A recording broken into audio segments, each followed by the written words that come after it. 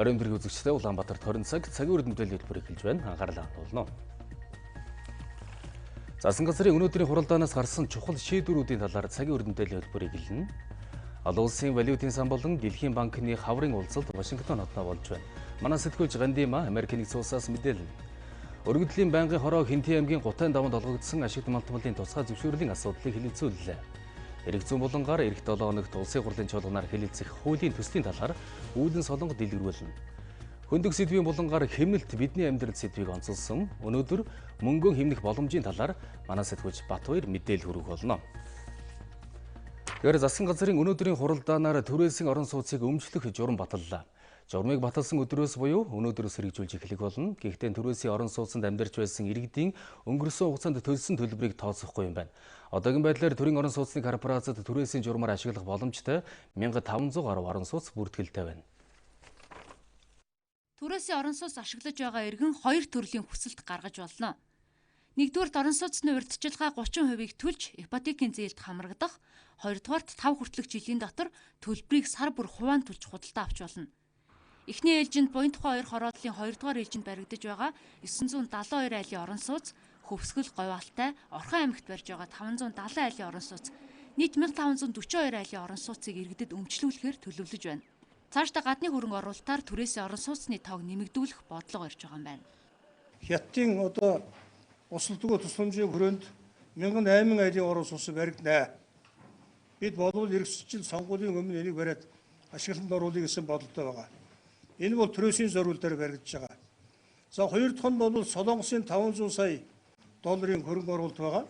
За энийг бол тэр чигээр түрээсийн орон сууцнд зарцуулна гэж ингээд хөтөлбөр хийгээд олгосон. Хятадын Экзим банкны хүмүүс ирсэн газар дээр нөжөөд 3 хороол босгоно гэж өнөөдрийн байдлаар асуудлаа шийдэж байгаа. Таван дахь гашуун сухад чиглэлийн төмөр замын ажлыг эрчимжүүлж 2021 оны эхний улиралд төмөр замыг ашиглалтанд хүлээж авахар төлөвлөж байна. Мөн таван талхай зүүн баян чиглэлийн төмөр замын төслийн техник эдийн засгийн үндэслэлд тулгуурлан шаардлагатай санхүүжилт босгох зорилгоор нэг удаагийн хүүгүй урт хугацааны үнэт цаасыг 750 тэрбум төгрөгийн нэрэлсэн үнээр хаалттай хүрээнд худалдахаар төлөвлөжээ. Таван толгой зүүн баянгийн чиглэлийн төмөр замыг үндэсний бүтээн байгуулалт болгож хөгжүүлье гэсэн ийм хөтөлбөр гарлаа. Одоо мөнгөний асуудал шийдэгдсэний дараа энэ ажил 5 сарын эхнээс бол идэвхтэй явагдаж эхэлнэ. Өнөө маргаашгүй бас Цагийн ангууд зохион байгуулалтанд орох бах. 5 ороот 30-30 км зам хариуцахаар ингэ төлөвлөж байгаа. За ингэх юм бол зүүн чиглэлийн төмөр зам явна. За гашуун сухатын чиглэлийн төмөр зам бол бас өндөр ач холбогдолтой төмөр зам. Яагаад вэ гэхээр энэ чиглэлд бол 5 толгой нүүрсний ордыг идэвхжүүлэх мөн одоо нүүрсийг борлуулахад хамгийн шаардлагатай төмөр зам бол энэ төмөр зам байгаа. Энэ төмөр замыг бол бид нар энэ жил бас 5 сард эхлүүлэх ийм төлөвлөгөөтэй ажиллаж байна. Мөн өнөөдрийн засгийн газрын хуралдаанаар Чингис хааны өв соёлын хүрээлэн байгуулах асуудлыг хэлэлцэн шийдвэрлэлээ.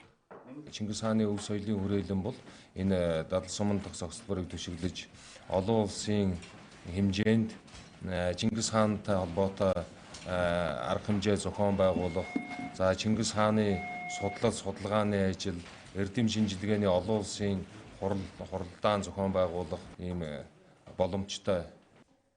Засгийн газрын өнөөдрийн хуралдаанаар шийдвэрлсэн бас нэг асуудал нь эрүүл шүд, эрүүл хүүхэд үндэсний хөтөлбөрийг хэрэгжүүлж эхэллээ.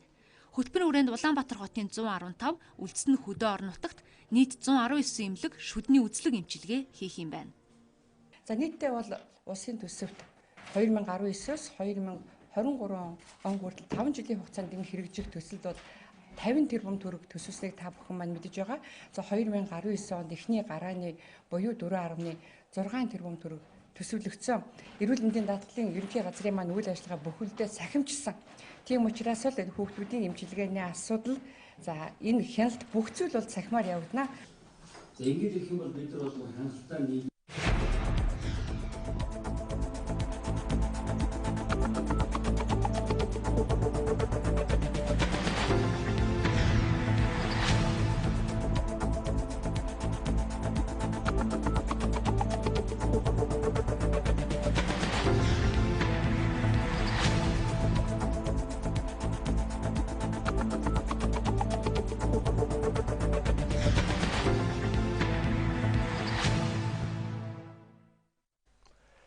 Улсын хурлын өргөдлийн байнгын хороонд Хинтээ аймгийн Гутайн даванд олгогдсон ашигт малтмалын тусгай зөвшөөрлийн асуудлаар орон нутгийн иргэдийн 4,000 орчим өргөдөл гомдол ирсэн байна. Энэ дагуу өнөөдөр салбарын бүх төлөөллийг хамруулсан хэлэлцүүлэг хийлээ. Хинтээ аймгийн Батширээ Бэндэр сумын нутаг, Өмнө Дэлгэр сумын заагт орших Гутайн давааны зургийг та харж байна. Гутайн давааны хоёр талаар Шургадгийн гол, Гутайн гол гэсэн хоёр гол урсдаг. Гэтэл байгаль орчин аялал жуулчлалын яамны бүртгэлд энэ хоёр голын нэр огт байхгүй ээжээ. Мөн энэ хэсэгт ашигт малтмалын тусгай зөвшөөрөлтөй хэд хэдэн компани үйл ажиллагаа явуулж байна. Хинтээ аймгийн байгаль орчин аялал жуулчлалын газар тоон мэдээгээ өгдөг. Тэгээд өгдөг байдлын яаман дээр тэр тоолоод байхад нь ерөөсөө байхгүй гэдэг хариу 2016 оноос өнөөдрийг хүртэл одоо байгаль орчны яам.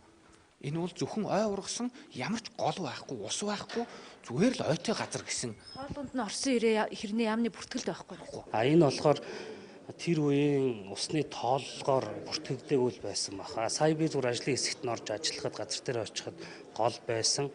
Сав газар тодруулж хэлбэл оноо улц голын сав газрын захиргаанд дүгнэлтээ гаргах юм бол энэ хоёр голыг хамгаалтын үст авахд бүрэн боломжтой. Яг энэ маргаантай байдлыг зэгцэлж, байгаль орчноо хэрхэн хамгаалах асуудлыг өнөөдрийн хэлэлцүүлгээр хөндлөө. Байгаль орчин аялал жуулчлалын яамнаас ажлын хэсэг гарч газар дээр нь ажилласан байна. Гутайн давааны бүлэг ордод Pigmented Mine ХХК, МЮОНРТ-ийн ХХК, Avontes ХХК компани ашиглалтын тусгай зөвшөөрөл хүчинтэй байгаа бөгөөд дээрх тусгай зөвшөөрлүүд нь Монгол Улсын засгийн газрын 2012 оны 194-р тогтоолын 3-р хавцлалтаар батлагдсан ойн сан бүхий газар нутагтай хэсэгчлэн болон бүтэн давхцалтай байна. Гутайн даваа болон онон голын сав газарт ашигт малтмалын үйл ажиллагаа явуулж байгаа Pigmented Mining, МЮОНРТ, Avontes компаниудын тусгай зөвшөөрлийг цуцалж, тухайн газар нутгийг улсын тусгай хамгаалтанд авах шаардлага хүсэлтийг орон нутгийнхан тавьж байна. Гутайн даваа 3 голын их орчмын газрыг хамгаалтанд авах за мэдээж энэ дээр орон нутгаас дэмжлэг тодорхой хэмжээнд үзүүлээд ажиллах шаардлагатай гэж ингэж үзэж байгаа. Яг энэ онон хэрлэн байлж яг энэ хавийн газар ухагдаж болохгүй. Энэ бол эцэг дэвцээс бидэнд өвлүүлж үлдээсэн хосгүй үнэт өв юм аа. Уул уурхаа ухаад дуусна. Буцаад сэргээж чадахгүй тийм их түүхэн газар юм аа. Тэгээд тухайн компанитай нас бид нар уулзсан. Одоо дүүцүүлэх асуудал гарах юм уу? Нөхөн төлбөрийн асуудал гарах юм уу? Тэгээ энийг одоо тусгай хамгаалтанд авах юм уу гэдэг энэ зүйл бүх зүйлүүдийг бид нар судлаад ингээд ойрын үед бол эцэлэн шийднэ гэдэг ийм байдалтай ажиллаж байгаа гэдгээ бас хэлхийг хүсэж байна. Гутайн даваа алтны төсөл нийт 3900 гаруй га талбайг хамардаг. Мөн агуулгын хувьд маш өндөр шорон орд юм байна. Гэвч алтыг нь авах гээд авдрыг нь ухна гэдэг шиг байгаль орчноо сүйдэлж, гол усаа бохирдуулж ширгээж болохгүй. Тиймээс цаашид энэ чиглэлээр авч хэрэгжүүлэх зөвлөмжийг өргөдлийн байнгын хорооноос гаргалаа. Уул уурхайн салбарт ажиллаж байгаа аж ахуйн нэгжийн хариуцлагын даатгалд хамруулах асуудлыг шийдвэрлэх, нийгмийн хариуцлагагүй мэргэжлийн бус үйл ажиллагаа явуулж байгаа аж ахуйн нэгжүүдийн лицензийг цуцлах болон хуулийн дагуу тодорхой арга хэмжээг авах. Урт нэртэй хууль буюу гол мөрний урсаж бүрэлдэх их усны сан бүхий газрын хамгаалалтын бүс, ойн сан бүхий газарт олгосон 500 тусгай зөвшөөрлийг цуцалж, гол мөрний урсаж бүрэлдэх их усны сан бүхий газрын хамгаалалтын бүс, ойн сан бүхий газрын хөлийн цагийг шинжилэн тогтоох. Энд гарсан зөвлөмж засгийн газар хэрхэн биелүүлж байгааг бид хянж ажиллаад эргээд бас та бүхэндээ мэдээлэх болно. Цаашид Хинтээ аймгийн үзэсгэлэнт газруудыг түшиглэн аялал жуулчлалын бүс нутаг болгон хөгжүүлэх бодлогын хүрээнд ашигт малтмалын тусгай зөвшөөрөл олохгүй байх тал дээр ч анхаарч ажиллах юм байна.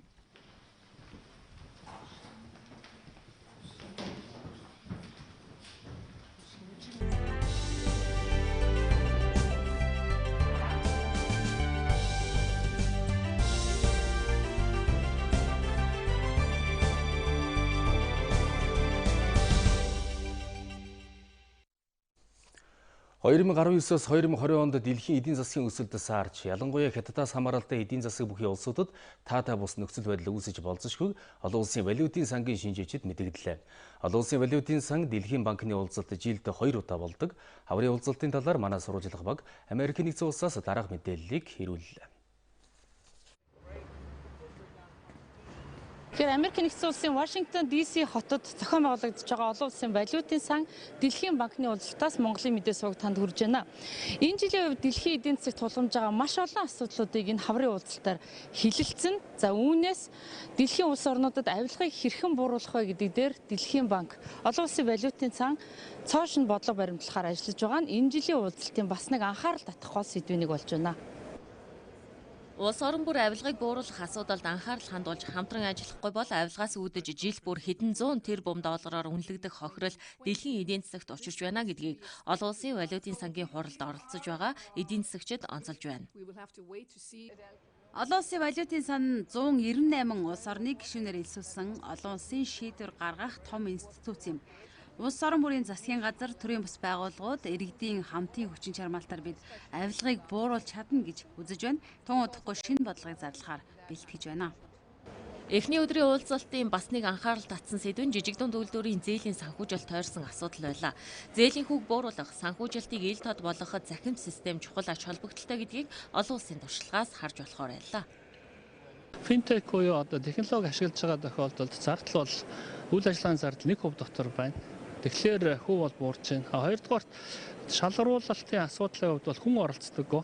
Тэр нөгөө машин леarning буюу одоо компьютер тэрийг нь тооцож байгаа, эрсдлийн үнэлгээг нь хийж байгаа, зээлийн одоо оноог нь өгж байгаа. Гэх мэтлэн энэ одоо хүн оролцдоггүй систем бий болсноор маш шударга байдлаар хуваарлалт явдаг. За маш шударга байдлаар одоо төслүүд бол сонгогддог. За үр дүн нь бол өндөр байна гэдэг нь бол энэ олон улсын судалгаар гарчлаа л да. Олон улсын валютын сангийн уулзалтын үеэр гаргадаг дэлхийн болон бүс нутгийн эдийн засгийн тоймн олон улсын худалдаа болон бизнесийн салбарынхны тухайн жилийнхээ ажил, ашиг орлогыг тооцоолдог гол үндслэл болдог учраас дэлхийн хэвлэл мэдээллийн байгууллагууд энэхүү хэвлэлийн хурлыг шууд дамжуулан хүргэж байна. Олон улсын валютын сангийн уулзалтанд Цагийн ам Монгол банкны төлөөллүүдч ирж оролцсон. Монголын эдийн засагт хэрэгжиж байгаа олон улсын валютын сангийн хөтөлбөрийн явцын талаар дараагийн мэдээлэлдээ онцлох болно. Уулуурхайн салбарын ханган нийлүүлэгчдийн хамгийн том үзэсгэлэн болох Mongolian майныг үзэсгэлэн өнөөдөр эхэллээ. Энэхүү үзэсгэлэнгийн цар хүрээ компаниудын эдэг оролцооноос салбарын тухайн жилийн хөгжлийн төлөвийг харж болно гэж мэргэжилтнүүд үгэндэг юм. За энэ удаагийн үзэсгэлэнд дэлхийн 20 гаруй улсын 150 гаруй аж ахуй нэгж оролцож байна. Өнгөрсөн жил манай улсын экспортын бүтээгдэхүүний 87%, аж үйлдвэрийн бүтээгдэхүүний 72%, дотоодын нийт бүтээгдэхүүний 24%, гадаадын хөрөнгө оруулалтын 75%-ыг уулуурхайн салбар дангаараа бүрдүүлсэн. Олборлолтын хэмжээг өнгөрсөн оны мүйтэй харьцуулахад нүүрс 23%, зэсийн баяжмал 15%, төмрийн хөдрийн баяжмал 9.3%, цайрын баяжмал 6.7%-аар өсөд байна. 2015-6 оны үеч гэдэг юм уу тэр үзэсгэлэнтэй харьцуулах юм бол уулуурхайн өнөө жилийн үйл ажиллагаа бол бас нэлээд тийм идэвхтэй байх юм байна гэсэн тийм дүр зураг харагдаж байна. Хамгийн одоо эрсдэлгүй байх ганцхан нөхцөл нь болохоор бодлогын тогтвортой байдал хэрэгтэй байгаа юм л. Энэ тогтвортой байдал нь төрийн зүгээс одоо хамгаалах ёстой, төр тэрийг одоо хариуцах ёстой гол зүйл. Энэ оны эхний 2 сарын байдлаар 8 сая тонн нүүрс, 240 мянган тонн зэсийн баяжмал, 856 кг алтыг олборлоод байна. Олборлолт нэмэгдэхээс гадна эрдэс баялагын түүхийн эдийн үн ханш дэлхийн зах зээл дээр өсөх хандлагатай байгаа учраас компаниудын ашиг өсөж байна. Тухайлбал Эрдэнэт үйлдвэр өнгөрсөн онд 2 их 80 төгрөгийн орлого олж 400 тэрбум төгрөгийн цэвэр ашигтай ажилласан байна. За Эрдэнэт үйлдвэр эх 15 жилд хөгжүүлэх үндсэн чиглэлээ бол боловсруулж гаргасан. Энэ дээр бол томоохон төслүүдийг 5 томоохон төслүүдийг хэрэгжүүлэхээр ингэж төлөвлөлөөд за одоо бол техник эдийн засгийн үндэслэлийг боловсруулах энэ төвшөнд бол ажиллаж байгаа. Тус үйлдвэрийн орлого нэмэгдэхийн хэрээр улсад төлөх татварын хэмжээч мэдээж өссөн. Өнгөрсөн жил улсын болон орон нутгийн төсөвт нийт 650 орчим тэрбум төгрөг төвлөрүүлэн эдийн засгийн хувьд түүхэн дэд амжилтыг тогтоогод байна.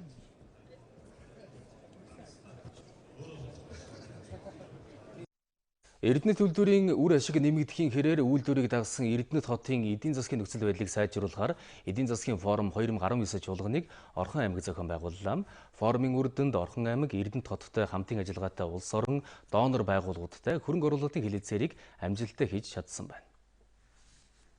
өнөөдөр эдийн засгийн форум 2019 зохион байгуулагдаж байна. За энэ хүү форумд бол нийтдээ 450 гаруй хүн оролцож байгааг нь 60 гадны зочид төлөөлөгчд байгаа юм. За мэдээж орон нутгийн бизнес эрхлэгчдийг дэмжих, гадны хөрөнгө оруулалтыг татах зорилготойгоор тус форумыг бол зохион байгуулж байгаамаа. Чэнжүүд нөгөөх 20 сая нь явж. Форум зохион байгуулснаар Орхон аймгийн гадаад харилцаа хамтын ажиллагааг өргөжүүлэх, бизнес эрхлэгчдэд дэмжих, хөрөнгө оруулалтыг татах боломжийг нэмэгдүүлэх, Орхон аймаг Эрдэнэт хотын ногоон тогтвортой хөгжлийн хэдийн зорилт 2025 бодлогын баримт бичгийг олон нийтэд танилцуулахад өндөр ач холбогдолтой гэж үзжээ.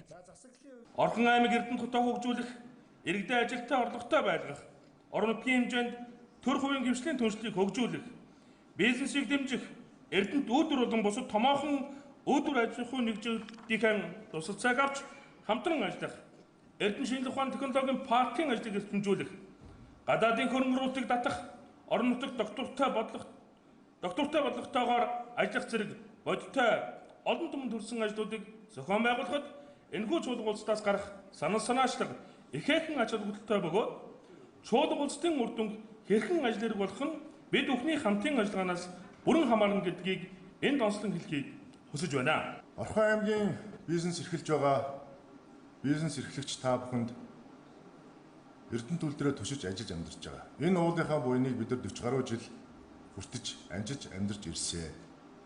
Тэгэхээр эдийн засгийн форумын энэ үед энд сууж байгаа олон зуун улсууд Эрдэнэт үйлдвэртэйгээ орон нутгийн үйлдвэр эрхлэгчнүүд маань өөрсдийнхөө бүтээгдэхүүн бараа бүтээгдэхүүнийг Эрдэнэт үйлдвэрт нийлүүлдэг болохын тулд Эрдэнэт үйлдвэр орон нутгийн аж ахуйн нэгжүүдийн хамтын ажиллагааг ойрхон болгохын төлөө дотроо нэгийг бодож хоёрыг тунгаажаа гэдэгт эргэлзэхгүй байна. Бид өөрсдөө хийж чадж байгаа тэр бэлийг өөрсдөө хийж чадж байгаа тэр электродоо өөрсдийнхөө орхондоо үйлдвэрлэж байгаа гэрэл чийдэн лед ламп бүх зүйлүүдээ өөрсдөө л хэрэглэх хэрэгтэй. Энэ бүхэн эдийн засгийн өсөлтийг хангах суурь болно. За форумд Орхон аймагтай ах トゥ угийн найрамдалт харилцаатай улс орны төлөөлөл болон бизнес эрхлэгчид, хөрөнгө оруулагчид, Монголын томоохон аж ахуйн нэгжүүдийн төлөөлөл оролцож байна. Тухайлбал Нэгдсэн үндэсний байгууллагаас Орхон аймгийн залуучуудыг чадварчуулахад $40,000, агаарын бохирдлыг бууруулахад $80,000, Европын цэргийн босголт хөгжлийн банкнаас үерийн далан барих, гэр хорооллын багууд руу төвийн дулаан татахад 14 сая еврогийн хөрөнгө оруулалт хийх хэлэлцээ эхний шатаа амжилттай давлаа. Үүнээс 50% нь буцалтгүй тусламж гэдгийг холбогдох албаныхан онцолж байгаа юм а. Манай улс атар газар эзэмшсэний 60 жилийн энэ жил тохиож байна. Анх 250,000 га атар газрыг хагалж эхлэж байсан энэ салбар үүсэж өгзөөд бүтэн нэг үеийг өнгөрөөсөн байна. Монголчууд бид өөрсдөө хүнснийхээ буудаг тариалж, дотоодынхоо эргэцээг хангадаг болсон. Одоо бид эцсийн бүтээгдэхүүн хийж экспортлох том зорилтыг тавьж байна гэдгийг энэ салбарынхан онцолж байна. За монголчууд бид шинжлэх ухааны үндэслэлтэйгээр атар газар хагалж тариа удаага тарих ажлыг эхлүүлээд 161 үдэж байна. Атрын анхны аягныг эхлүүлэх шийдвэрийг Монгол Ардын хувьсгал намын төв хорооноос 1959 оны 3 дугаар сард гаргаснаар газар хагалж эхэлсэн юм а. Тэр үедээ харьцуулахад энэ салбарт өнөөдөр өсрөнгүй дэвшилт гарсан гэж хэлж болох юм а. Бид 60 жилийн үйл ажиллагаагаа үнэлж дүгнэж, сургамж сэтэл авсны үндсэн дээр хөгжлийн дараагийн үе шатны буюу атар 4 аяны өөрөөр хэлбэл шин жарны газар тариалангийн эрчимцэн хөгжлийн бодлого зорилгыг тодорхойлж бэлтгэлийг хангах цаг нь болсон гэж үзэж байна. Шинэ аяны эрхэм зорилго нь газар тариалангийн салбарын эрчимцэн хөгжлийг хангах, газар тариалан эрчимцэн мал аж ахуйг зохистой хослуулан хөгжүүлэх, хөр сургамал хамгаалал, үрс ойртын шинжилт хийхэд чиглэгдэх учиртай байхаа гэж төсөөлж байна. Өнгөрсөн хугацаанд хөвчлэн бид байгаль ихтэй найдаж, түүнээс хараат байдлаар аж ахуйгаа хөтөлж ирсэн. Харин одоо бид байгаль орчиндөө ээлтэй байдлаар газар тариалан эрхлэх хэрэгтэй болж байна. Үүний нэг жишээ нь хөрсний доройтол гэдгийг тариаланчид онцолж байлаа. Хамгийн үнэтэй юм бол одоо газар дээр байгаа тийм яахан шүүлжлэмтэй хар хөлсөл байдаг байхгүй юу? Энэ хар хөлс бол хамгийн үнэтэй. Биднээс 100 жилийн дараа биднээс өнөөдөр энэ хар хөлсийг ачтай үл хөөх дараагийн монголчууд хүлээлгэж хэвчээ. Тэгэхээр биднээс бол өнөөдөр бие удаа авахтай жоохон биш. Би тэг хөлсөө зөв хамгаас хөлсөө альчилж хайрж дараагийн үедээ л хамгаалах хэрэгтэй. Судлаачдын тогтоосноор 2015-аас 17 оны хугацаанд хөрсний одоо шимтэг жилийн мэдсийн балансыг авсан ургац харьцуулаад тооцоод үзэхэд ер нь бүгд тасгатал руу гарсан. За хүнсүдэ аж ахуйн яамны зүгээс газар тариалангийн хусчуулах системтэй холбох ажлыг эхлүүлэхээр зорж байна. Ингэснээр газар тариалангийн салбарт ажиллаж буй аж ахуйн нэгжид тариаланчдын хувьд байгалийн иргэшээлээс баг чөлөө гарах боломж бүрдэх юм а. 8,000 гагийн усхааны системийг одоо 1 жил дотор 50 гэдэг бол маш том амжилт. Тэгээд тэхийн төлөө л одоо зорж байгаа. Тийм учраас бид нар ажлын хэсэг байгуулад хүсэлт ирсэн аж ахуйн нэгжүүд бол хангалттай байна. Одоо бараг 9,10,000 гагийн одоо хүсэлт ирүүлчихэд байгаа. Газар тариалангийн салбарт 900 орчим аж ахуйн нэгж иргэн үйл ажиллагаа явуулж байна. Тэд нийтдээ 100,000 орчим хүнийг ажлын байраар хангаж дотоодын нийт бүтээгдэхүүний 10 гаруй хувийг үйлдвэрлэж байна.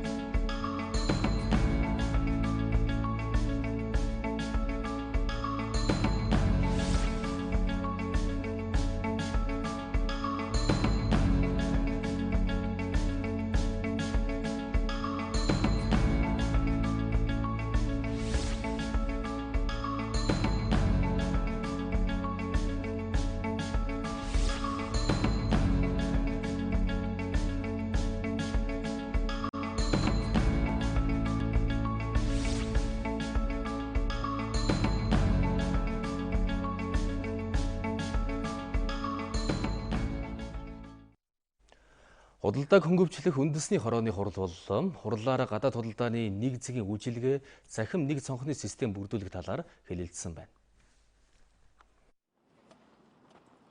Дэлхийн улс орнуудын экспортын бараа бүтээгдэхүүн эцсийн хэрэглэгчдэд хүрэхэд хамгийн багадаа 20 хоног.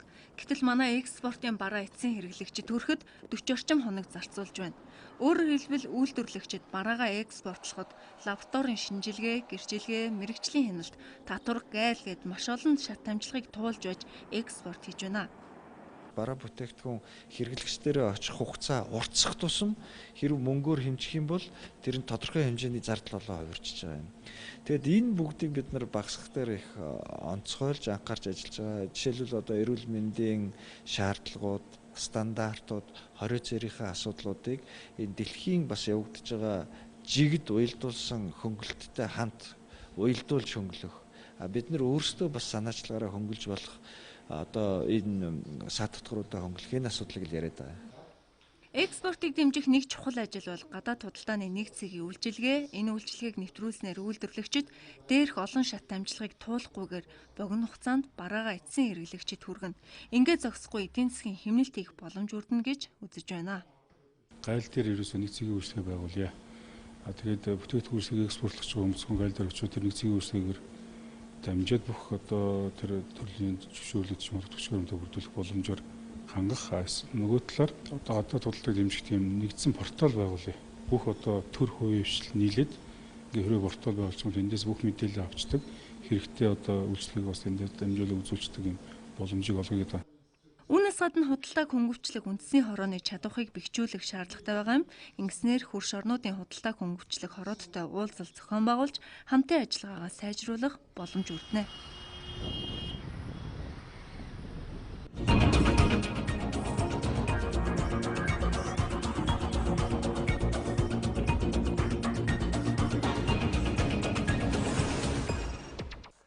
Цагийн Хүрд хууль эрх зүйн булангаар үргэлжлэн та бүхэнд хүрч байна. Улсын хурлын энэ 7 хоногийн чуулганы хуралдаанаар засгийн газраас өнгөрсөн онд өргөн мэдүүлсэн захиргааны ерөнхий хуульд өөрчлөлт оруулах тухай хуулийн төсөл болон хамт өргөн мэдүүлсэн хуулийн төслүүдийг хэлэлцэх юм.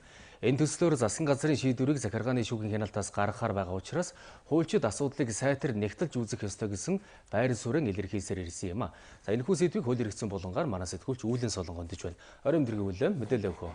Тэгэлгүй яг тэгэхээр 2016 онд манай улс захиргааны ерөнхий хуулиа баталсан байдаг. Тэгэхээр энэ хуулиар бол одоо хуулийг баталсан. Хэрвээ энэ хуулийг улсын хурлд дахиад шинжилэн батлах юм бол иргэд одоо засгийн газартаа ямар нэгэн маргаан үүсгээд одоо шүүхэд хандах юм боломж нь хязгаарлагдана гэсэн ийм байр сууриас шүүгчид хуульчид бол асуудалд хандаж байгаа юм а. Зарим нөгөө талдаа энэ хуулийг бол зайлшгүй одоо шинжлэх шаардлагатай гэсэн байр суурийг хууль санаачлагч бол илэрхийлж байгаа юм. За зарим одоо мэдээлэлээс харах юм бол захиргааны одоо тайлан үнэлгээ гаргасан байдаг. Тэгэхээр захиргааны хуульд нэмэлт өөрчлөлт оруулах замаар засгийн газрын шийдвэрийг захиргааны иргэн шүүхийн хяналтаас гаргаж хууль тогтоомж уялдаа холбоог хангах нь зүйтэй байна гэсэн ийм байр суурь гарч байгаа юм. Эхлээд энэ тухай яриаг үзэгчдэд өргөе. Их хурлын шийдвэрийг хэрэгжүүлэх гэж засгийн газраас гаргасан шийдвэрийг энэ захиргааны шүүгч нь кинод явж байна. Маргаа үүсгээд ажил боомлоод ингээд хулгайч нарын талд ороод ажиллаж байна. Хүчил ярих юм бол энэ шүүгийг байгуулах саналыг урвж батлуулсан миний хүй би болохгүй бол энэ шүүгийг татан болгох. Засгийн газрын тусгай хэрэгцээнд авсан газар дээр нь сумын засаг дарга газар олголт хийцэн авилгал аваад. За тэгээд тэрийг нөгөө нэг алдарт шүүгч Мишгийн Бацуур нь бас авилгал аваад тэгээд 3 шатны шүүхээр нэг талд нь гаргаад шийдсэн. За ингээ Японы засгийн газар одоо ингээ хилцээр зарж байгаа. Монгол улсын засгийн газрын шийдвэр сумын засаг дарга дээр ялагдаад захиргааны иргэний шүүх маань бидний тэмцэнгүй гэж хэлээд хөрөнгө оруулалтад зогсоодсон засгийн газар дэлхийд байх уу? Тэгэхээр 2005 онд захиргааны хэргийн хян шийдвэрлэх тухай хуулийн зарим зүйл заалт үндсэн хуулийн холбогдох заалтуудыг зөрчсөн эсэх тухай маргааныг бол үндсэн хуулийн цэц дүгнэлтэд гаргасан байдаг. За энэ дүгнэлтээс харах юм бол захиргааны хэргийн шүүхэд төрийн гүйцэтгэх дээд байгууллагын шийдвэрийг хянах эрх хэмжээ үндсэн хуулиар олгогдоогүй байна гэсэн ийм дүгнэлтийг гаргасан юм а. Монгол улсын үндсэн хууль зааснаар засгийн газрын хууль нийцээгүй шийдвэрийг засгийн газар өөрөө эсвэл улсын их хурл хүчингү болгоно гэж нэн тодорхой заасан байдаг. 2005 оны үндсэн хуулийн цэцгийн шийдвэр өнөөдрийн хүртэл хүчин төгөлдөр үйлчилж байгаа. Үндсэн хуулийн цэцгийн шийдвэр нь үндсэн хуулийнхаа нэгэн адил хууль зүйн хүчин чадалтай үйлчилдэг. Тэгэхээр захиргааны ерөнхий хуулийн хэрэгжилтэнд 2018 онд судалгаа хийгээд хууль хэрэгжсэн цагаас эхлээд засгийн газрыг засгийн газартаа маргаан үүсгэсэн юм 21 хэрэг байгаа гэдэг ийм мэдээлэл байгаа юм а. За судалгааг харах юм бол дийлэнх нь төрийн захиргааны өндөр албан тушаалтан үндэслэлгүйгээр ажилласаа халагдсан гэдэг ийм маргаан зөнхөлж байна. За мөн дээр нь эд хөрөнгийн өмчлөлийн эрхийн улсын бүртгэлийн асуудал багтаж байна. За энд бид нэр Эрдэнэтийн 49%-ийг бол жишээ болгон авч үзэх боломжтой. Тэгэхээр энэ сэдвийн хүрээнд бид үргэлжлүүлэн ярилцахаар студидтэй Монголын хуульчдын холбооны захиргааны эрх зүйн хорооны тэргүүн доктор Зохтыг урьж ирүүлээд байна. Тэгэхээр бидний ярилцаж байгаа энэ сэдвийн хүрээнд маргаашаас чуулган хуралтнаа таны хувьд бас өөрчлөлтийг хийх бол хуулинд өөрчлөлт оруулах юунд анхаарах ёстой гэж бодож байгаа бол? Тэгэхээр улсын хурлын чуулганаар энэ асуудлыг хэлцхийн өмнө бол бидний ойлгож байгаагаар бол яг өнгөрсөн онд засгийн газраас өргөн мэдүүлсэн тэр хувьбараар батлахгүй байна гэсэн ойлголт төрсөн. Яагаад ийм ойлголт төрсөн гэхээр намын бүлгүүдээр хилцсэн байдал мөн хууль зүйн байнгын хороогоор энийг хилцээд тэр гаргасан санал дүгнэлтийг харах юм бол иргэн хуулийн этгээд шүүхэд хандаж гомдол гарах эрхгүй байхаар ийм төсөл бол батлагдахгүй байна гэж ойлгосон. Захиргааны ерөнхий хууль гэдэг бол манай иргэд өглөө гараад хороон дээрээ очиод тэтгэр тэтгэмжийнхээ асуудлыг шийдвүүлээд цаашаа яваад газрынхаа төлбөрийг төлөөд гэдэг юм уу. Ингээд ямар ч тохиолдолд төрийн байгууллагатай харилцах тэр харилцаанд иргэн захиргаа хоёрын хооронд яаж харилцаа зохицуулагдах юм бэ гэдгийг зохицуулдаг ийм хууль байхгүй юу? Их чухал суур харилцааг зохицуулсан. Тэгэхээр өнөөдөр засгийн газраас их чухал шийдвэр гаргалаа түрээсээ орон сууцаа иргэд цаашдаа ипотекийн зээл хамрагдаад өмчлөх боломжийг нас бүрдүүлэх чиглэлд анхаарсан ийм журам баталж байгаа. Тэгэхээр энэ хүртэл ялангуяа энэ захиргааны ерөнхий хуулийн хэрэгжилтэнд хамаарах асуудал. Ер нь өнгөрсөн 5 жилийн судалгаагаар аваад үзэх юм бол нэг 300-аас 500 гаруй шийдвэрийг жил засгийн газар гаргадаг юм байна. Энэ 500 шийдвэрийн талаас илүү хувь нь бол жишээ нь яг өнөөдрийн энэ засгийн газрын хуралдаанаар хилцсэн гэдэг байгаа түрээсийн орон сууц эзэмшигчдийг ямар тохиолдолд өмчилж авч болох юм бэ гэдэг харилцааг зохицуулсан юм чухал шийдвэр гаргаж байна. Энэ шийдвэр бол өөрөө хэрвээ түрээсийн байр эзэмшиж байгаа хүмүүс эрхэн хөндөглөө гэж үзвэл энэ засгийн газар гаргасан шийдвэрийн талаар бол шүүхэд хандаж хянуулах ийм боломжтой байхгүй юу? За энэ боломж нь өөрөө Монгол улсын үндсэн хуулиар Монгол улсын иргэнд олгогдсон эрх түүнийг хангах баталгаа байдаг. Тэгэхээр маргааш үзэгч та бүхэнд бид цагийн хөтөлбөрөөр энэ тухайн мэдээллийг өргөжлөл өргөх болно.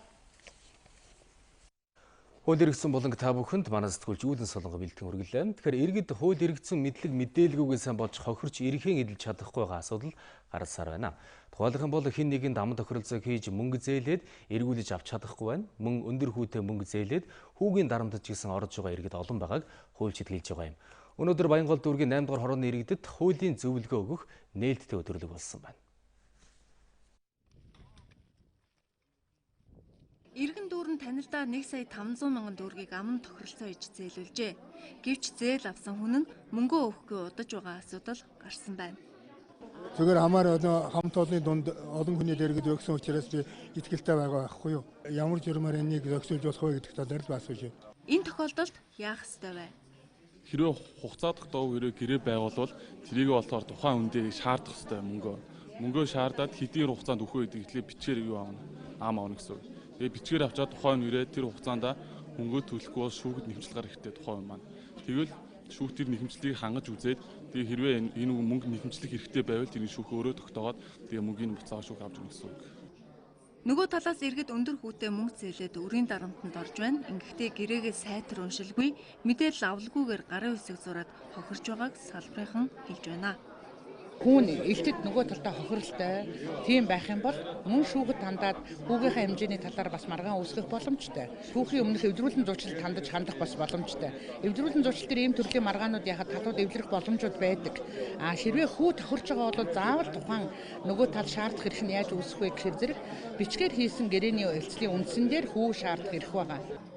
Үүнээс гадна гэр бүл салгалтын талаар хууль эрх зүйн мэдлэггүйгээсээ болж хохирч байгаа иргэд байгаа юм. Тухайлбал гэрлэлтэд батлуулаагүйгээд хүүхэд эд хөрөнгийн маргаанаа эцэслэн шийдэж чадахгүй тохиолдлууд байгаа юм а. Мөн гэр бүлийн далд хүчирхийлэлд өртөж хаана хандхаа мэдгүйгээсээ болж нэргсэн хойно нь хашгирах тохиолдолж гарсаар байгааг хуульчид сануулж байна. Хорооныхаа цагдаагийн байгууллагт ер нь бүртгүүлж явах хэрэгтэй. Хүчирхийлүүлчихэд бүр одоо хүнд байдалд өртчиход эрүүл мэнд нь одоо сэргэхгүйгээр болцоход айгүй бол амь нас нь одоо хохирох ирмэгэн дээр тулдсан хойноо хандах юм бол оройтноо.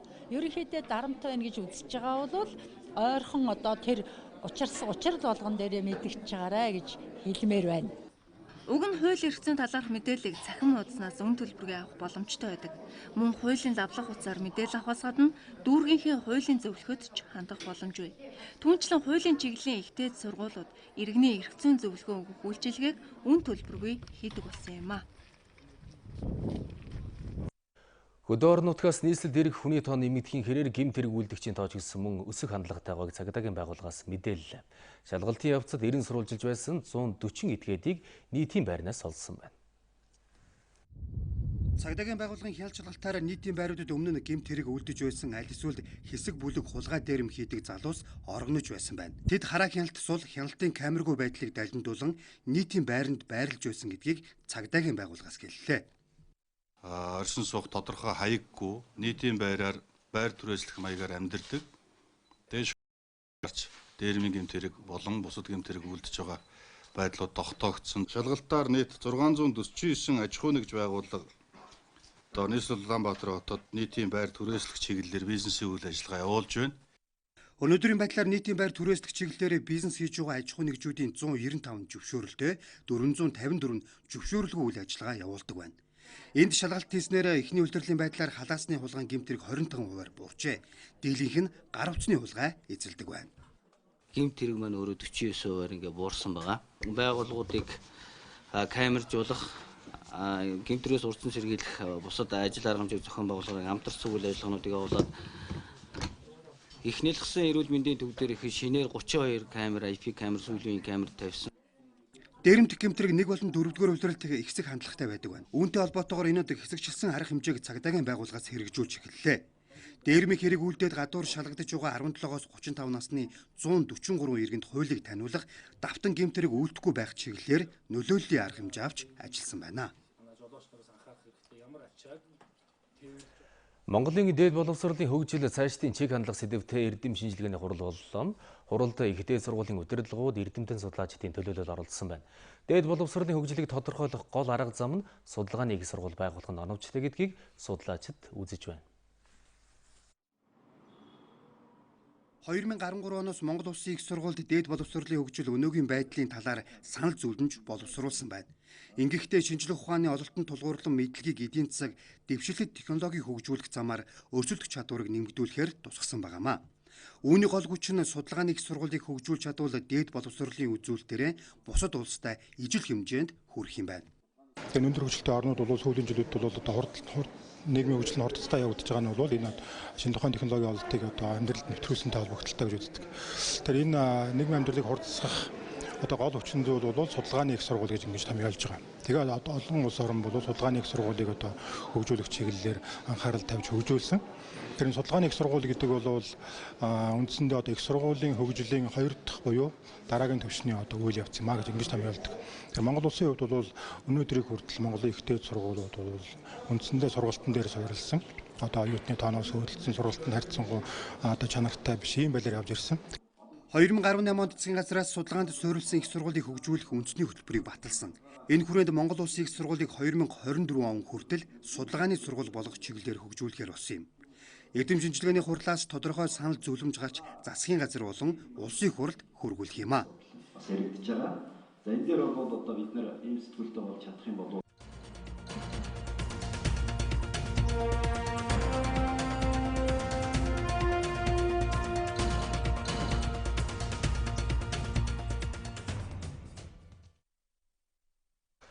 Монголчууд бид эрт дээр үеэсээ нүүдэлчдийн ахуй соёлоон дагаад маш хэмнэлттэй амьдарч ирсэн ард түмэн. Нүүдэлчдэд олон зүйл хэрэг болдоггүй, хэрэгцээ шаардлага ч гэсэн бага байсан нь мэдээж юм а. Гэтэл орчин үед нийгэм хөгжихийн хэрээр бидний хэрэглээ тансаг үрлэгэн болсон байна. Өнөөдөр мөнгөн үрж дуусгаад маргааш олох мөнгөнд зээлээд үржигдэх хүмүүс олон бий. Тэгвэл ихийг олохгүйч бага багаараа хэмнэж хоримтлуулаад ирээдүйдээ хөрөнгө оруулалт хийх боломж байна. Хөдөө аж ахуйн их сургуулийн багш ундраг өрхийн зардлаа бүртгэж төлөвлөж сурсан нэгэн. Тэрээр хэдэн жилийн өмнө гэр бүлийн хамтар гадаадад амьдарч байхдаа хэмнэлт ямар чухал болохыг ойлгожээ. Амьдралын өртөг өндөртэй улс түрээсийн байранд амьдарч байсан учраас өрхийн төсөвтөө хэмнэлт хийхээс өөр аргагүй байдалд орж байсан байна. Тэгээд өрхийн зардлаа нэг бүрчлэн бичээд хартал хоол хүнсний хэрэглээ нь хэд өндөр байжээ. Завгүй гэдэг шалтгаанаар хөлдөөсөн нөөшилсөн бэлэн бүтээгдэхүүн хэрэглэх нь их байгаагаас зардал өссөн байна. Энэ нь үнэтэйгээс гадна эрүүл мэндэд нь муугар нөлөөлж байна гэсэн дүгнэлтийг хийжээ. Тэгэд энэ мэт үр ашиггүй зардлуудаа хасахад өрхийн орлого нь хангалттай хүрдэг болж биеийн ч ирүүлсэн байна. Нүүтийн баримтуудаа барьж авч байгаа өрхийн төсвийнхаа дэвтэр дээр бичнэ. Тэгээ бичснийхаа дараа эргүүлээд анализ хийж сурдаг бид нэр өөрсдөө тухайн үнэнд. Энэнд болохоор ерөөсө бичгэд бол 1 минут зарцуулахгүй. Маш амархан оройн сууж орж ирэл хамт бичиж байна. Энэ дэвтэр маань бүгдэнд нь нээлттэй байна. Манай том хүү, би, манай нөхөрт тийм үү. Тэгснийхаа дараа бүгднгийн нэгтгэхэд сарын дүгнэлтээ гаргаж ирээд нийт зардал хэдөө эзэлж байгааг ерөөс ингээл мөрөн дээр тавихад л өөрөө гараад ирдэг баг. Хүснэгтэн арга гэдэг бол өөрөө маш хэлбэр арга. Монголдо ирээд ч тэдний гэр бүл хэмнэлтийн зуршлаа орхиогүй. Орлого нь жирийн дундаж айлынхаас илүү гарахгүй ч хүүхдүүд нь 2-3 төрлийн хадгаламжийн данстай. Спортын дугууланд тогтмол явдаг, жил бүр амралтаар аялдаг. Цаашдаа бүрч том аялалд бэлдэж мөнгө хоримтлуулж байгаа гэлээ. Мөнгө хэмнэн гэдэг нь хувь хүн өрхийн хэмжээнд тусдаагаас гадна улс орны макро эдийн засагт ч эерэг дам нөлөөтэй байдгийг эдийн засагчид хэлж байна. Хүн одоо хэмнэснээ хадгаллаа гэж бодоход хадгаламжаа бол санхүүгийн байгууллагуудад хийдэг. За тухайлах юм бол банкнд хадгаламж хийдэг. Тэр хадгаламжийн мөнгөөр нь банк зээл өгдөг. Тэр зээл авсан аж ахуй нэгж нь орлого бүтээдэг. Үр дүнд нь үндэсний орлого дотоодын нийт бүтээгдэхүүн өсөж идэг. Тэгэхээр энэ юу гэсэн үг вэ гэхээр зэрэг хүмүүс хадгалж хэрглэж сурах юм бол улс орон тэр хэмжээгээр хөгжинө гэсэн үг. Хэмнэлт нь эдийн засгийн агуулгатай гэдгээс гадна сүүлийн үед экологийн хувьд ач холбогдолтой гэдгийг их ярьж байна. Өөртөө шаардлагагүй олон хувцас, хэрэгцээгүй тавилга, идэж барахгүй хоол хүнсийг худалдан авахгүй байхыг минимализм уриалж байна. Орчин үеийн орон сууцнд амьдарч байгаа айлууд хэлж аяг тавны цуглуулга гээл одоо маш олон аяг тав сэрээ халбаг энэ яагаад үл зочин ирнэ гэл хэд одоо бидний дээр уламжлалт хандлагаар бол хүн болгон өөр ингэсэн аягтай байгаа учраас айл болгон олон зочинд зориулж тийм одоо илүү их хит хогшил байлгах ямар ч шаардлагагүй тэр нь өөрөө нүүдлийн авсаархан байх. За тэр хэмжээгээр байгаль орчинд гарч байгаа хор хохирлтой одоо хохирол үзүүлэх үс хэмжээний хог хаягдл бол гардаггүй байсан байна. За одоо бол хэрэглээ их тусмаа тэр хэмжээгээр маш их хог гарч байгаа. Тэгээ энэ хогийг дахин боловсруулж чадахгүй байх юм бол буцаагаад байгаль орчинд бол сөргөөр нөлөөлөх юм хандлага бол байгаа. Хэрэглээ бол зайлшгүй асуудал. Гэхдээ зайлшгүй хэрэглээ юу зүгээр хүслүү гэдгээ бодож зарцуулах хэрэгтэй. Монголчуудын хэрэглээний хандлагыг судалж үзэхэд ихэнх хүмүүс олсон мөнгөө хадгалах биш юунд зарцуулах вэ гэж боддог. Бүр өнөөдөр биш ч ирээдүйд олох мөнгөө яаж өргөх тухай боддог гэсэн дүгнэлт гарчээ.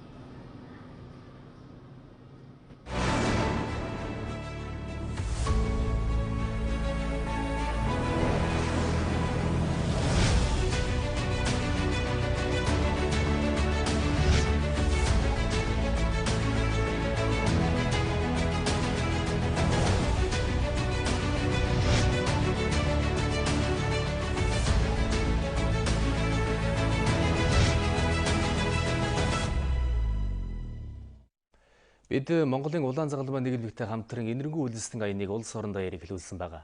Өнөөдөр төрийн албан хаагчдын дундаас энэрэнгүй үйлсээр онцгойлсон Хүрлбаатарын ол зуурийн тухай сурвалжиллаа.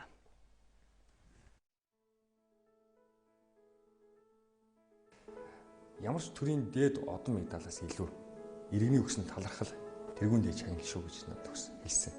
Тэр өмнө надад үнэхээр мартагдчихгүй хамгийн гол зүйл. Энэ бол 192 мянга гаруй төрийн албан хаагчдын нэг 24 настай ол зоёр. Төрийн албанд ороод 2 жилч болоогүй түүнийг сонгон найрхан дүүргийнхээ андахгүй. Учир нь түүний санаачилсан би Монгол улсын иргэн аяны хүрээнд 170 гаруй зорилтод бүлгийн иргэн бичиг баримттай болсон юм а. 38 жилийн турш хөөцөлтөд авч чадаагүй хүн тэдний дунд байна. Тэд Монгол улсын иргэн гэсэн аль биесний бичиг баримттай болохын тулд 5 байгууллагын үүд сахиж хүн сурталтай нүүр тулах шаардлагатай болдог байсан. Мянган Баяр хүүч 7 жил хөөцөлтөд шантарч байх үедээ ол зоёртаа таарчээ. Өмнө нь бол цэцэрлэг сургуульд хамрагдахаар бичиг баримтгийн байхгүйгээд угаасаа авахгүй шүү дээ тийм. Тэгээд дандаа албан бус цэцэрлэг албан бус ерөөхдөө дандаа албан бус гэдэг утгаараа явдаг байсан. Одоо бол бичиг баримттай болсон болохоор барилга технологийн коллежд оюутан болоод ирээдүйнхээ мэргэжлийг сонгоод ингээ боловсрал аваад явж байгаа. Яг л ийм байдлаар өөрт нь хандаж ирсэн иргэн бүрийн асуудлыг шийдэж хамтдаа ард нь гарахыг зорддог. Уурлаад орж ирсэн хүний асуудлыг тайван сонсоод хоёулаа хамт ингээд хийчихнэ гэд хэлэхэд л нүүрэнд нь инээмсэглэл тодроод ирдгээ гэж ол зоёр ярьлаа. Төрийн албан хаагчдын маань зан аашин дээрээ ч юм уу эсвэл цаашдынхаа уялдаа холбоон дээрээ ч юм уу иргэддээр хүнд суртахуун дээр нэг жоохон харилцаан дээр жоохон л анхаарах хэрэгтэй байх. Тэгэх юм бол биднээсийн хүртээмж маань илүү бол. Сонгон найрхан дүүрэгт үйл ажиллагаа явуулдаг 4 асрах газрын олон хүүхдүүд түүнийг ааваа гэж дууддаг. Үнэхээр аавын сэтгэлээр тэдэнд ханддгийг асрах төвийнхэн хэлж байна. Өөрөө тэрийгэ дүүрэг хороогоороо явуулж хөцөлддөг. Ягаад гэвэл дүүрэг хороодын нийгмийн ажилчид энэ дээр жоох удаашралтай хайн ханддаг бол ол зоёр ерөөсөө араас нь нийгмийн ажилтнаа илдээл явуулдаг. Үндэслэх хороо байхгүй, бичээ тавих регистр байхгүй, захирамжин дээр буулгах бүрэн овог нэр регистрийн дугаар байхгүй, хороо байхгүй болохоор захирамж гарахгүй шүү дээ. Засаг дарга захирамж. Тэгэхээр тэр хүүхдийг мань одоо яах? Түр Монгол байран дээр байлгаад авах. Тэр хүүхдийн асуудыг яаж шийдэх вэ гэдэг. Хөцөлдөж яваад захирам тушаалуудаа гаргаа явдаг. Эргэж ирээд нөгөө хүүхдүүдэд байм дэргэд тарьдаг. Жишээ нь одоо түр орж ирэл манай жижиг байна уу гэж асуух жишээ нэ. Ол зөөрийн оролцсон сайн үйл үгээр дуусахгүй. Өөрийнхөө охинтой нийлээд 14 хүүхдэд амьдрал бэлгэлэхэд сэтгэлээрээ нэгджээ. Охиныхоо эмчилгээнд тандав цуглуулахын тулд олон бэрхшээл туулж цагдаа хүртэл баригдаж явлаа. Тиймээс яг ийм зовлонтой бусад хүмүүст туслахыг хүсч 80 гаруй сая төгрөгийн хандвыг бяцхан үрсэн эмчилгээнд зориулан цуглуулж байсан юм а. Хэдий би тэр хүмүүс би мөнгө өгөөд би тэгж өдөр болгон мөнгө өгөөд чадахгүй. Би бусдад ижлэхэн би тэр албаагч. Тийм болохоор л ерөөд энэ хандив үйл ажиллагаа хийх л хүсэлтэй. Тэр тухайн үед би нэг загнуулна уу, за нэг зөвхүүлнэ үү, өөрчнгаараа дуудуулна уу, зодуулна хамаахгүй. Гол нь тэр хүүхдэд үлдэж байгаа эрүүл мэндийн ад жаргал, гэр бүлийн ад жаргал гэдэг зүйл. Хинч хизээш гэр бүлийн ад жаргалыг хинч хизээш нөхөж чадахгүй.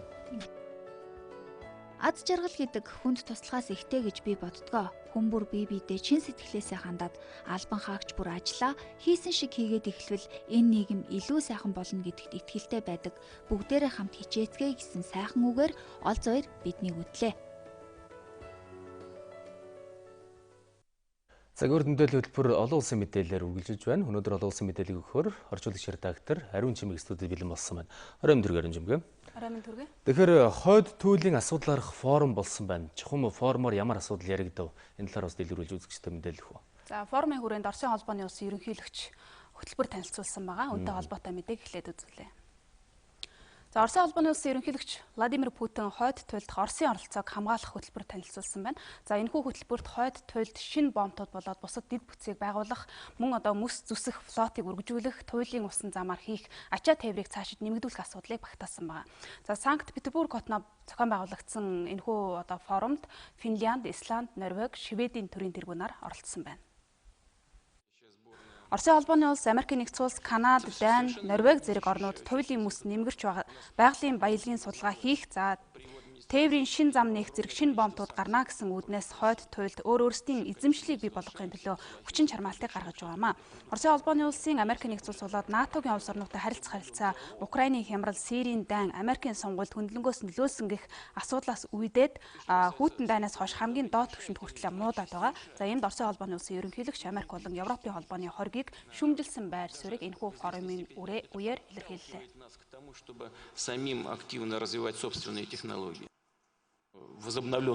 Америк болон Европын орнуудын манад тавьсан эдийн засгийн хориг хойд туйлыг хөгжүүлэх бидний зорилтыг зогсоож чадахгүй. Магадгүй багасаг зүйлд саадуулж байх. Гэхдээ тийм ч их биш. Энэ хориг биднийг өөрийн технологиг хөгжүүлэх боломжийг олгож байна. Хойд туйлыг геополитикийн чухал цэг гэж тодорхойлдог. Энд хууль эрх зүйн тогтолцоог бүрдүүлэх хэрэгтэй. Далай тэнгисийн хууль бол хамгийн гол баримтлах ёстой хууль. За иймд олон улсын хууль бүс нутгийн хамтын ажиллагаа бол хил орчмын инх тайван тогтвортой байдлыг хангах түлхүүр юм а. Артекийн зөвлөлд манайтай хойд туйлын тогтвортой байдлын төлөө хамтдаа гэсэн уриандор ажиллах болно. Энэ зарчмаар Исланд улс 1-р туйлын далай тэнгисийн орчим, 2-т цаг уурын ногоон эрчим хүчний шийдэл, 3-т хойд туйлын ард түмний төлөө гэсэн 3 зүйлд гол анхаарлаа хандуулах болно. Хойд туйлын бүсийн бүх улс орнууд байр суурьны зөрүүтэй байдаг ч гэсэн хоёр талын ашиг сонирхлын бүсэд анхаарлаа хандуулах нь чухал гэдгийг онцлон тэмдэглэсэн байна.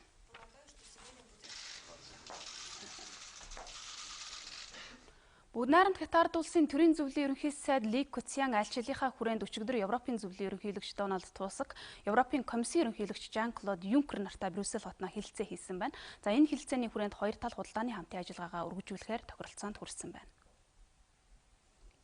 Хэлэлцээний хүрээнд Хятад улс цаашид гадны компаниудыг технологио шилжүүлэх гэсэн шаардлага тавихгүй байхаа амлаж хоёр тал аж үйлдвэрлэлийн салбарт олон улсын хууль дүрмийг боловсронгуй болгох чиглэлд хэлэлцээ хийхээр тохирсон хамтарсан мэдээллийг гаргажээ. Мөн Хятад улс Европын холбоо 2 хөрөнгө оруулалтыг чөлөөж үргэлжлүүлэх тухай гэрээ байгуулах хэлэлцээг 2020 онд дуусгахаар санал нэгдлээ.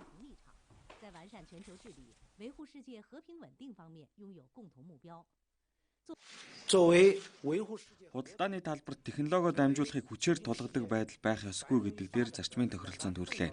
Бидний хамтын ажиллагаа аль аль талдаа үр ашиг өгөх баха. Европын холбоо бол Хятадын худалдааны хамгийн гол түнш. Хятад ч бидний хоёр дахь том түнш юм а. Бид бүгд олон талт худалдааг хамгаалах ёстой. Дэлхийн худалдааны байгууллагын дүрмд суурилсан олон талт худалдааны тогтолцоог дэмжиж байна. Харин датуурын аргаар дотоод зах зээлийн хамгаалахын эсрэг байгаа. Хоёр тал дэлхийн худалдааны байгууллагад шинжилэл хийх, олон улсын худалдаанд тулгарч буй сорилтуудыг арилгахад хамтран ажиллах амлалтаа дахин нотлолоо. Европын холбоо нь Бүгд Катард улсыг Ираны цөмийн гэрээ болоод цагуурын өөрчлөлттэй холбоотой гэрээ зэрэг олон улсын түвшний асуудлууд дээр стратегийн түншээ гэж үздэг. Гэхдээ Хятадыг зах зээлийн бизнесийнхэнд дөрвтэй нээдэггүй шудраг бус худалдаа хийдэг гэдэг гомдлыг гаргаж байгаа. За Европын холбооны хүрээнд Хятадыг нөлөөгөө бэхжүүлэхгүй гэсэн болгоомжил байгаа. За Хятадын ерөнхий сайдын айлчлал өнөөдөр Хорват улсад үргэлжилж байна. Хорват нь Хятад болоод бүс нутгийн 16 орны 9 дэх удаагийн дээд хэмжээний уулзалтыг зохион байгуулж байгаамаа. За энэхүү уулзалт нь бүс нутгийн орнууд болоод Хятадын хооронд бизнесийн хамтын ажиллагааг үргэлжлүүлэх зорилготой. За Дубровникд болж байгаа 16 дээр нэмэх нь 1 хэмээх энэхүү санаачилга нь Хятадын бүс бас зам төслийн хүрээнд хийгдэж байгаамаа. Өчигдөр орой Номхон далайд сургуулилтын нислэг үлдэж байгаа цурггүй болсон F-35 сөнөөгч онгоцны үлдэгдлийг Номхон далайгаас олсноо Японы засгийн газар нотолж байна. За харин сөнөөгч онгоцны нисгэгч одоогийн байдлаар олдоогүй. Японы өөрийгөө хамгаалах хүчин 90 хайх ажлыг зохион байгуулж байна. Далайд суурьсан F-35 сөнөөгч онгоц нь Америкийн нэгдсэн улсын зэвсгийн Lockheed Martin компанийн үйлдвэрлэсэн хамгийн орчин үеийн байлдааны техник төдийгүй ашиглагдаж эхлээд жил болоогүй байгаамаа. За одоо онгоцны нисгэгч болоод онгоцны үлдсэн хэсгийг бүгдийг нь олох нь чухал байна. Хэрвээ онгоцны хэсгийг Орос Хятадын талд төрүүлж олвол Америкийн агаарын хүчинд том хохирол учрна гэж Вашингтон болгоомжилж байгаамаа.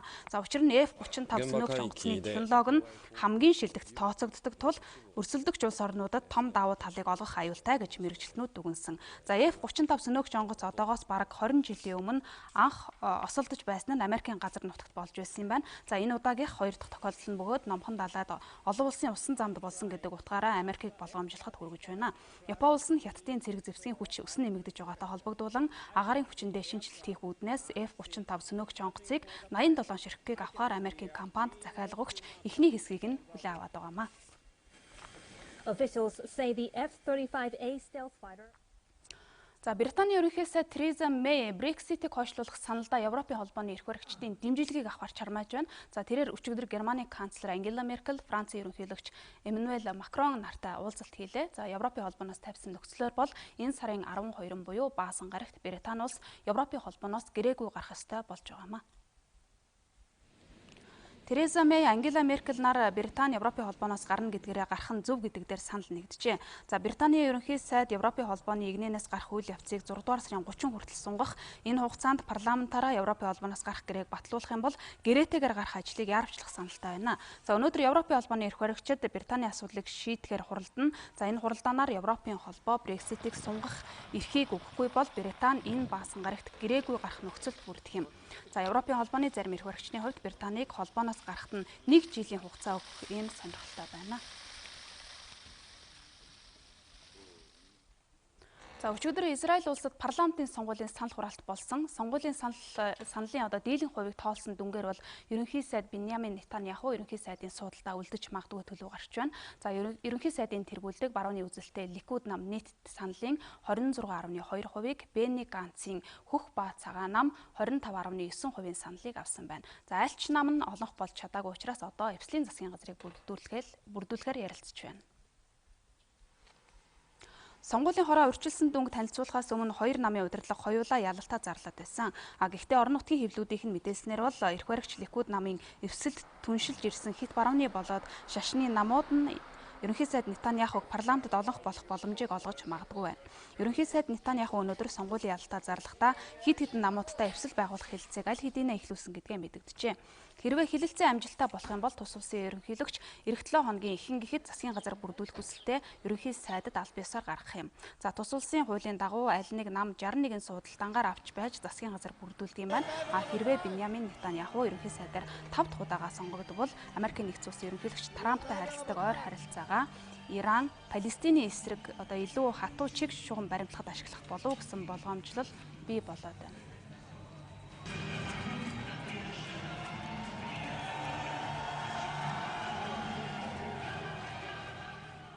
За үзэгчдээ олон улсын хүрээнд анхаарал татж байгаа гол үйл явдлын мэдээлүүдээс өнөө танилцууллаа.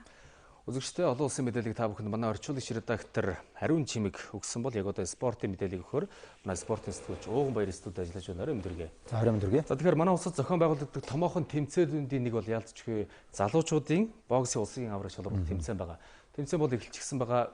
Тэмцээний үйл явц ямар шатанд явж байна. За тэмцээн маань даваа гарагт эхэлсэн. Өнөөдөр одоо 3 дахь өдрөө залуучууд маань ширмэлэгээр амжилттай өрсөлдлөө. За мөн өнөөдөр тэмцээний 3 дахь өдөр тус тэмцээний нээлтийн үйл ажиллагаа болсноороо онцлогтой байлаа. ТV хошоо Монгол улсын гавьяа тамирчид ардын багш Хайдвийн алтан үеийн нэрмжид боксын залуучуудын улсын авраг шалруулах тэмцээн 28 байгууллагын 170 гаруй тамирч өрсөлдөж байна. 2019 оны улсын авраг шалруулах тэмцээн эрэгтэйчүүдийн 10, эмэгтэйчүүдийн 8 даваргаа тодруулна. Алтан үеийн багшийн нэрмжид болон 9 дэгчэндээ зохион байгуулагч байгаа залуучуудын улсын авраг шалруулах тэмцээнд хөдөө орон нутгаас Увс, Баян Онгор, Баян Үлгийн Хинти, Булган, Дархан, Дорнод, Сэлэнг, Орхон, Говьсон бүр өмнө говь аймагуудаас залуу ширэн бэлэтнүүд ирж өрсөлдөж байгаа юм а. Тэмцээнд одоо оролцсон тамирчлаа энэ 10 сард бол манад ТV Азийн залуучуудын авраг болно. Энд одоо төрүүлсэн тамирчид одоо оролцох. Амжилт гаргасан сайн тамирчид бол манай цаашдын дэлхийн олимпийн аваргуудын залуу болох сайн тамирчдыг одоо шилж сонгож авдагаараа онцлогтой. Өнөөдөр эмэгтэйчүүдийн 48, эрэгтэйчүүдийн 52, 63, 69, нэмэх 75 кг-ийн жингийн өрсөлдсөн шатны тоглолт боллоо. Эмэгтэйчүүдийн 48 кг-ийн жинд Сэлэнг аймгийн Ууган Жаргал, Red Bull клубын тамирчин Номын Эрдэнэ, Дорнод аймгийн тамирчин Отгон Дэлгэр, Дархуул аймгийн Алтан Цул, эрэгтэйчүүдийн 52 кг-ийн жинд Алдрын Чагнаад оржнаар ихний шатны өрсөлдөгчөө буулган авлаа. Оюутны Цагийн холбооноос зохион байгуулдаг оюутны лигийн авар шалруулах тэмцээнд Итүүгийн их сургуулийн эмэгтэй эрэгтэй баг тамирчид амжилттай оролцож аваргалсан.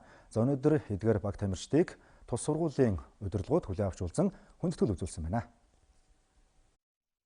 6 сарын турш үргэлжлсэн оюутны лигт эрэгтэй 40 баг, эмэгтэй 15 баг өрсөлдөж Итүүгийн эрбсүүд клубын эрэгтэй эмэгтэй шигшээ өгөөд танхим дүүрэн үзэгчдийн ухаан дор аврагс олны эзэн болж багтан амжилтыг үзүүлсэн билээ. Тэгвэл оюутны лигийн аваргуудаа Итүүгийн их сургуулийн зүгээс хүндэтгэл үзүүллээ. Сургуулийн зүгээс оюутны лигт амжилттай оролцсон, сайн тоглосон 10 оюутны сургалтын төлбөрийг чөлөөллөө. Мөн 20 гаруй оюутны сургалтын төлбөрийн 60%-ийг сургуулийн зүгээс төлөхөөрүүлж, эрэгтэй 2 дугаар багийн шилдэг тоглогчдоо шагнаж урамшуулсан юм а. Сургуулийн удирдлагын захирлуудад бол маш их баярлж байна. Ингээд миний хувьд бол Итүүгийн эрбсүүд оюутны багтайгаа яг энэ жилээс нэгдэж таалсан байгаа. Тэгээд сургалтын төлбөр хөнгөлөжтэй 100% хөнгөлөөд ингэж урамшуулж ингэж байгаа амар бахархууштай. Тэгээд одоо энэнийг үндэслээд энэ урамшуул одоо биднэрт өгж байгаа энэ сэтгэлээ эднэрийг одоо бид нар буцаагаад амжилтаар дахиж баталж харуулж өгөх ёстой. Тэгээд энэ болгонд дэмждэг сургуулийн захиргаа дасгалжуулагч гэр бүлийнхэндээ маш их баярлалаа гэж хэлье та. Эрэгтэй эмэгтэй багаараа аваргын цомыг хүртгэхээс гадна Итүүгийн эрбсүүд багийн тамирчдаас цацрал, улирлын шилдэг тоглогч, саран туяа дүлгөө нар шигшээ тоглолтын шилдэг тоглогч, Индра их уул, төгөлдөр нар бэлгэдлийн гарааны тоглогчдоор нэрлэгдэж, дасгалжуулагч Баяр Цогт оюутны лигийн шилдэг дасгалжуулагч болсон юм а. Одоо үзэгч та бүхэндээ хэлэн чанд дүнсэн тэр тусмаа Хойд Америкийн үндэсний Цагийн холбооноос Монголын мэдээ телевиз даваагаас баасан гарагт өдөр бүр 11-ээс 14 цагийн хооронд мэдээллийн шууд хөтөлбөрөөр хүргэж байна. Монголын мэдээг DD-шийн 7, Sky Media-гийн 11, Univision-ийн 13, Сансрын 3, MNBC кабелийн 41 дэх сувгаас хүлээн авч үзээрэй. Монголын мэдээ телевизийн тойм тайлбар хөтөлбөр 2017 оны 3 дугаар сарын 25-наас нэвтрэж эхэлсэн. Хөтөлбөрөө даваагаас баасан гарагт 18 цагаас үзэгч танд шууд хүрч байна. Тухайн өдөр их оронд болоод олон улсад өрнөсөн үйл явдлуудаас олонний анхаарлыг татсан онцлог 3-5 үйл явдлын эргэн тойронд тоймчид мэдээллийг бэлтгэн хүргэж байна. Үйл явдал хэрхэн өрнөв? Үүнтэй холбоотойгоор өмнө нь юу болж өнгөрсөн? Ирээдүйд хэрхэн өрнөх хандлагатай байна вэ гэдгийг тоймчид олон талаас нь анализ хийж үзэгчдэд дүгнэлт хийх боломжийг олгосон бүтэн 1 цагийн хөтөлбөрийг өдөр бүр алгасахгүй хүргэсээр байна. Монголын үндэсний олон нийтийн телевиз 50 жилийн түүхтэй Монгол улсын болон олон улсын хагас 100 жилийн түүхийн дуу дүрсний үнэт тарихыг бидэнд байна. Энэ бол тойм тайлбар хөтөлбөрийн гол агуулгын нэг хэсэг юм. Монголын мэдээ телевизийн тойм тайлбар хөтөлбөрийг тойм жалдан гэрэл, цэнд, сэтгүүлч үр цайх, олон улсын тоймч цогтоо, төвшин жаргал, редактор Ариун Чимэг нар үзэгч танд хүргэж байна.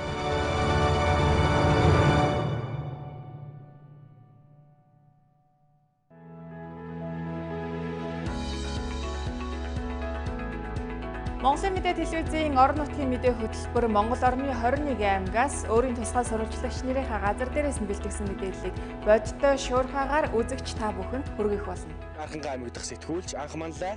Монголын мэдээд сурвалжлагч Саран Чимэг. Монголын мэдээ сувгийн сурвалжлагч Наран Цэцэг. 2017 оны Монгол улсын шилдэг аймаг Өмнөг аймагаас Дархуул аймаг дахь сурвалжлагч Буян шиг мэдээлж байна. Улсын хөгжил сумаас сумын хөгжил багаас эхэлнэ. Говьалтай аймгийн 18 сум 2 тосгон 84 багийн ард иргэдийн аж амьдрал цаг үеийн мэдээллийг 200 га талбайг нь хашаажуулж 22 хуудгийг гаргахнэ. Онцлог үйл явдлын мэдээллийг бэлтгэн өргөнэ. Орон нутгийн мэдээ хөтөлбөрийг үзэгч та бүхэн даваа савг баасан гаргуудын 19 цаг 40 минутаас хүлээн авч үзээрэй. Нийгэм дөрнөж байгаа хамгийн их анхаарал татсан ард иргэдийн эрх ашигтай холбоотой сэдвийг халуун сэдэв нэвтрүүлгээр онцолдог. Олон талын их сурвалж үйл явдлын газар дээр нь очиж иргэдийг бид сонсно. Иргэн таны эрх зөрчигдөж байвал бидэнд танд. Авилга, ашиг сонирхол, чимээг өргсөн хууль бус шийдвэр, хүүхдийн эрх гээд олон сэдвийн хүрээнд ард иргэдийн өмнөөс бид асуух болно. Халуун сэдвийн сурвалжлагыг 7 хоног бүр их сурвалжуудтайгаа уулзсан нэвтрүүлгээ бэлтгэж байна. Бидний хамгийн гол их сурвалж нь иргэн та. Баасан гарагийн халуун сэдвийн нэвтрүүлэг танд хүрэх болно. Олон улсад томоохон бүтээн байгуулж шилдэг бүтээгдэхүүн хөгжүүлэлтийн санхүүжилтийг хөрөнгөний зах зээлээс босгодог жишг байдаг. Монголын хөрөнгөний зах зээлч бас сүүлийн жилүүдэд эрчимтэй хөгжиж байгаа. Хөрөнгөний зах зээлийн талаар илүү дэлгэрэнгүй мэдээллийг шин тутам эдийн засгийн аймаг та бүхэнд хүргэх болно. Гадаадын банкны салбарт одоогийн байдлаар 10 гаруй арилжааны банк. Манай спортын сэтгүүлч Ууган Баяр та бүхэнд спортын мэдээлэл хүргэлээ. Ингээд мэдээний төгсгөлд та бүхэн цаг агарын мэдээнд анхаарлаа хандуулна.